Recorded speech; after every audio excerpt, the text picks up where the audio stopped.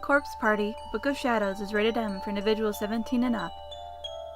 For intense violence, blood and gore, sexual themes, and strong language. Viewer discretion is advised. Aww. That's a weird It's supposed to rain that's Mom. It's supposed to rain all evening, so make sure you both take an umbrella with you. Got it! Oh, thanks for the loaner. Have fun today, and Shinohara, you be sure to think about where to go on that date of ours. Yes, mother. She's not your mother, you know. Seiko had woken up ungodly early and pulled my futon away, forcing me up with a chill and a sneeze. We both combed our hair and put on our school uniforms and scarfed down the breakfast my mom had made and flew out the house. If we didn't hurry, we'd be late for setting up. This has gone on for like 35 minutes. Oh, things are looking pretty grand this year, too. Yeah, it's really coming together. Ah, but I forgot. I have to go get the bowls from prep room. Seiko, you go on ahead to class, will you? Roger that. Oh, and I'll take your bag for you. Give it here. Thanks.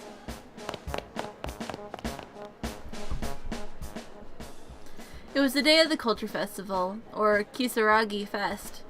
Our school had a whole lot of history to it, and this festival has been part of it for ages. Every student in the junior and high school alike is busy getting ready for the festivities, which were due to start in around 30 minutes. I wondered if I'd have any extra time afterward to go check out the other classes' projects. We'd previously washed the bowls we were planning to use and laid them out in the home prep room. With those bowls in hand, I proceeded toward class 29. I climbed the usual staircase and headed toward the usual room, stepping carefully so I wouldn't drop any dishes. The plan this year was to host a red bean soup restaurant. I could smell the sweet bean paste more and more clearly with every step I took. I'd eaten so much food at breakfast, and here we had even more food rearing its head. But when it comes to sweets, I say bring it on! Morning everyone! These look like there'll be enough bowls for today, don't you think? Good morning! Morning. Yeah, that looks like it'll be plenty. Hey. Morning, Kishinuma. Morning, Satoshi. Naomi. Satoshi? Satoshi seemed a bit out of sorts. He was just staring blankly. Was he still half asleep? It bothered me to see him like that, but I literally had my hands full, so I really couldn't dwell on it. I pushed on into the classroom. But I couldn't actually see what was in front of my feet, and I had to admit it was kind of scary. It would be a real challenge not to drop anything. Naomi, good morning, my dear. Yeah, Seiko, stop grabbing my ass. Haven't we already said our good mornings anyway? How can I resist an opportunity like this? Naomi, hands restricted, unable to fend off my advances.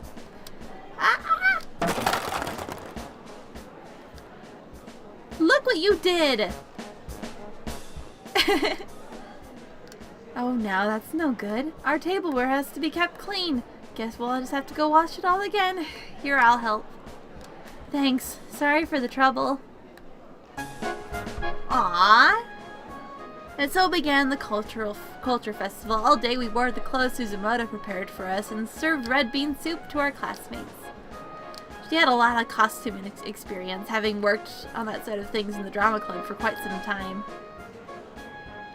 She even did the sewing herself, putting all her practice to the test, and the kimonos she prepped for us were all of exceptional quality. So good, in fact, that they became a centerpiece for us, bringing in students from the junior and senior high divisions alike and made for a busy day. When we weren't tending to customers, we were chasing after that slacker Kishinuma, or taking time to check out some of the other class projects. In the end, not only did we have a really fun day, we also wound up being the most popular classroom in the whole festival. All in all, a rousing success. Finally, the clock struck 6. As our busy day drew to a close, we all stood around talking. We kept saying we should clean up, but that kind of didn't happen. Before I knew it, there was only 7 of us left in the room. Satoshi, the class rep, Seiko, Morishige, Kishinuma, Suzumoto, and myself. It seemed everyone else had already gone home. Our homeroom TA, Miss Shishudo, showed up with Satoshi's little sister in tow. But they were it.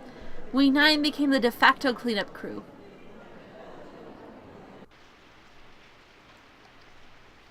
Finally done.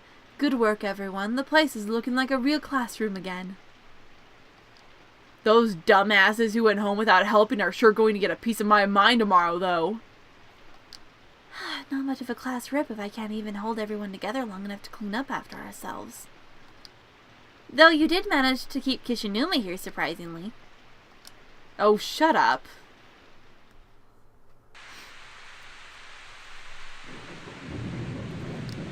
Suzumoto, I just wanted to say it's been really fun having you here these last few months. I can't tell you how many times your positive energy helped bolster my spirits.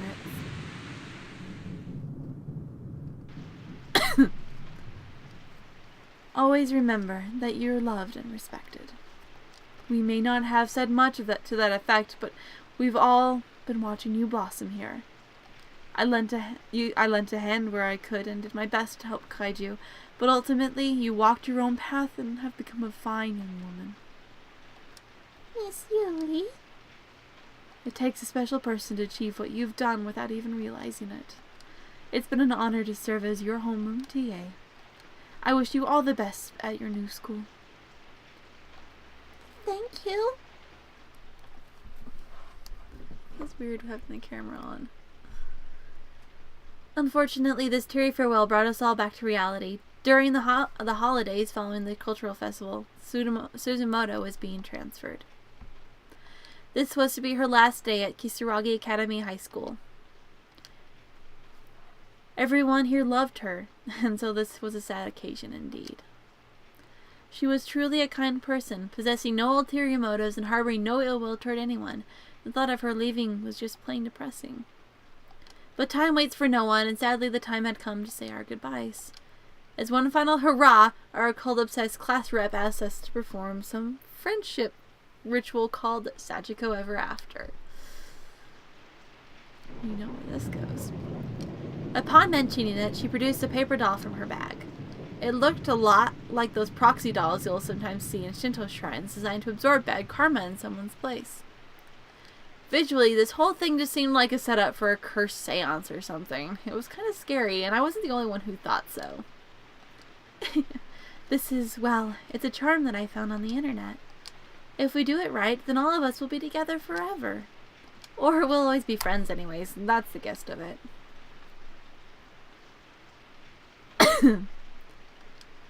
Interesting. So how does it work? No! Don't do this! Seriously, don't do this! It's dangerous! Our lives are on the line! Satoshi.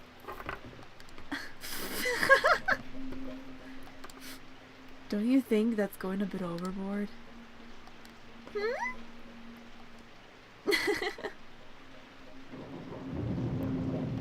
Look, I'm not joking. I'm dead serious here.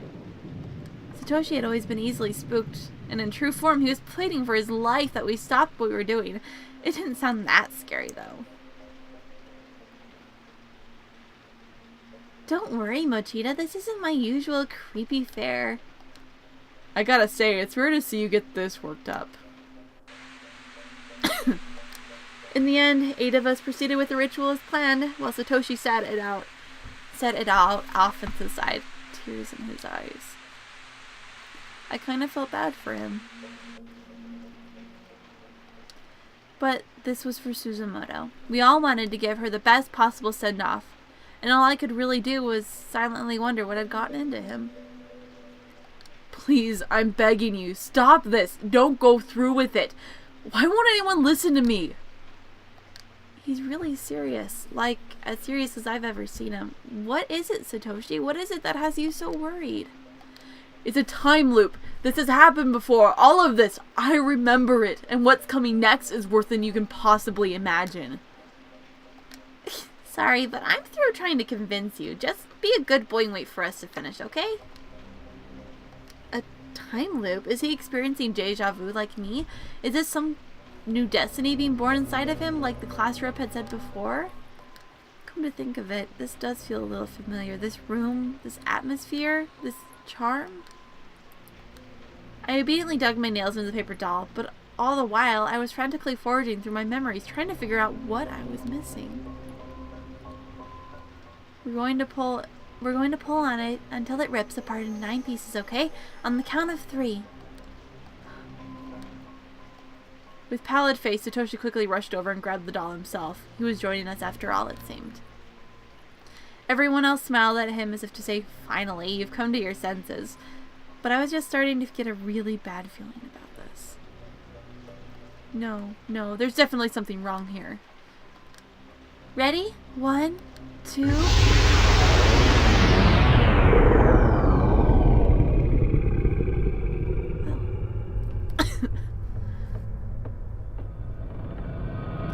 No! As soon as I reached the hallway, I fell to my knees with a thud. No. What was that? A person? It was pitch black, but I swear it was shaped like a person. The school infirmary. Oh. Okay, that was a jump. Door hung open near me, and in my panic state, I swore I'd seen a black, shadowy figure within it. Well.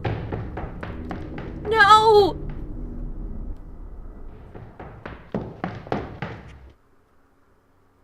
Pam. Ew. I don't want to see what her throw up looked like. I guess it could be worse.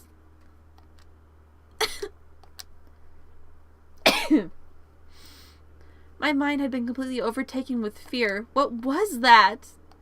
What just happened? That dark, misty entity came toward me and entered my body with from every orifice. It came in through my ears, through my mouth. I felt an enormous lump in my throat, blocking the flow of air into my lungs and momentarily teetering me on the brink of unconsciousness. I was almost killed. It felt as if a cold hand reached into my body and grabbed hold of my life's energy, turning all my internal organs inside out and leaving me for dead. My stomach was churning, my bowels were on fire, and my legs were all twisted around themselves. Can pressure alone disrupt the human body this much? The odor and flavor of my own gastric juice is still gnawing at the back of my throat. I felt like I was going to throw up again, but I held it in.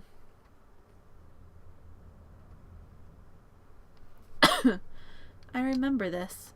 This place, these circumstances. I've been here before. I know I have. After performing the Sachiko Ever After ritual, there was hellish noise. Then a huge hole appeared in the floor. And then I was here, in this school. There was no sign of Satoshi, or Miss Shushido, or the class rep or anyone else. Only Seiko was still near me, collapsed in a heap on the floor. Seiko and I explored the decaying building as best as we could, but there was no way out. Not a single window or outer door could be moved, or even broken. Just as our last shreds of hope had begun to vanish, we suddenly heard Satoshi's little sister Yuka cry out from somewhere just out of sight. I had sprained my ankle pretty badly and couldn't walk very well, so Seiko went off alone to find her while I rested up in the infirmary. And that's when the dark, shadowy figure showed up and began attacking. I was scared. So scared. So very scared. My teeth were chattering, my lips were quivering as if they had a mind of their own. Why would she leave me alone like that? I told her I'd go with her to look for Yuka, so why? Why did she leave me behind? Was I going to slow her down? Was I going to get in her way? Well, you sprained your ankle. That would do that. Naomi, what happened? Are you okay? Seiko. What? Oh my god, are you alright? I'm so sorry I left you by yourself. Just seeing Seiko's face quelled my shivers. Whenever she's around, I feel so at ease, and at that moment I just wanted to cling on to her and cry my eyes out. I should have just done it, but instead... Just leave me alone. Bleh, just leave me alone. Do you have any idea how scared I was? I'm sorry, Naomi. Come on, let's find a way out of here together. What's the point? Just forget about it. Leave me alone. We're never going to get out of here. Maybe it was the safety of Seiko's presence that did it, but all of the fear welling up within me suddenly turned to anger. I was like a spoiled child. Nothing good could come from lashing out like this. Seiko didn't do anything wrong. I knew that, but I couldn't stop myself from saying what I did. She was genuinely concerned about me, and I'd sworn myself that I'd protect her. But my sense of reason was fighting the losing battle. You realize we've gone missing, right? How do you think my mother's going to feel? She's going to be worried sick about me, and there's nothing I can do. Naomi, please, don't say things like that. It's going to be alright. Like hell it is. She's going to keep searching for me until the day I finally come home. And she has work, you know? This whole situation, it's not right. As long as I'm here, I'm nothing but a nuisance to her. I'm a terrible daughter. And we're just going to die here anyway. So all that time she spent looking for me will be wasted. But this time my mind had been completely overtaken. I wasn't myself anymore. I was running on autopilot, horrified by the words coming out of my mouth. No, I know how this ends. You're wrong. Families aren't like that. It won't be a nuisance. It won't be a burden, and you're not terrible. I don't know exactly how to say this, but when there are loved ones involved, you'll do anything for them. There it is again. Deja vu. Everything was falling into place. I knew what was going to happen. I knew what fate had in store if we continued down this road. But I guess I can see where you're coming from. Your mother's a really kind person. The last thing you'd want to do is worry her. That's why we need to make sure that doesn't happen, right, Naomi? We need to get back home. I don't know how it is for you and your family, but normal people don't work that way. No, it's happening. Seiko's going to get hanged. She's going to die. I have to apologize. No. I don't want you, of all people, to speak to me like that. Please, Naomi, tell me that that's not how you really feel. Seiko.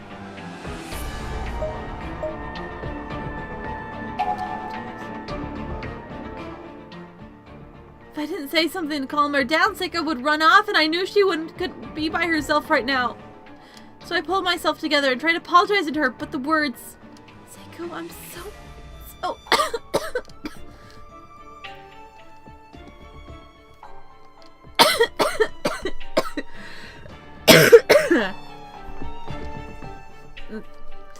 The words wouldn't come. As soon as I tried to form them, something caught itself in my throat. I found myself unable to breathe and doubled over in a fit.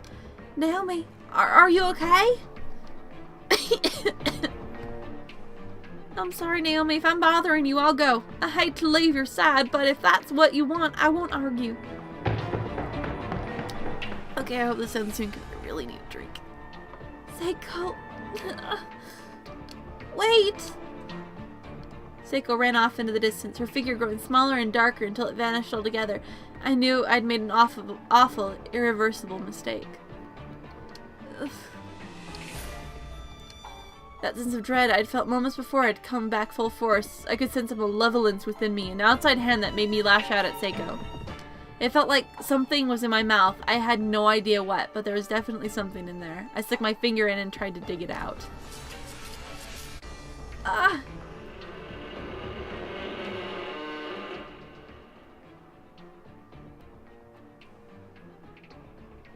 My finger found something and pulled, and out from my throat came large clumps of long black hair.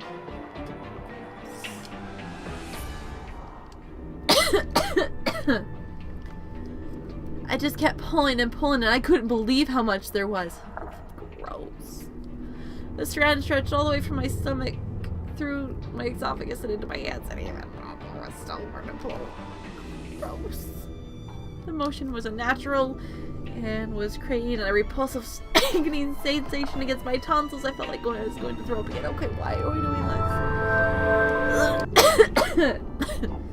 Spews, pant. Where the hell did all this hair come from? Was this all stuck in my throat?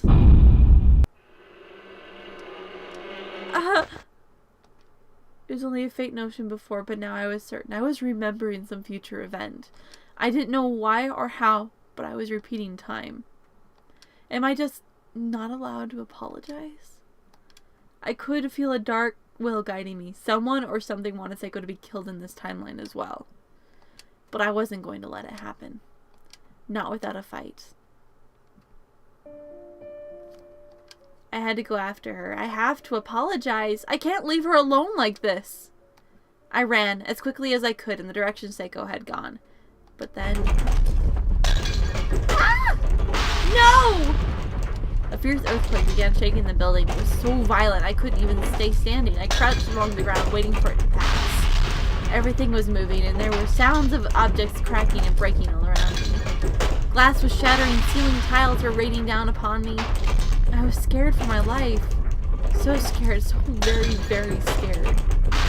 I was certain I was going to die. Maybe a big chunk of ceiling would fall on me, or the floor would open up at my feet and swallow me whole. I kept wondering, how was it going to end? Was I going to be crushed? How badly would it hurt? How long would it be before I finally died? My head was swimming with all kinds of worst-case scenarios, while my body just remained motionless on the ground. I'd never felt so helpless before. I didn't even care anymore. I'd take any release I could get. Just make it stop! But there was no release for me. All I could do was curl up into a ball and pray.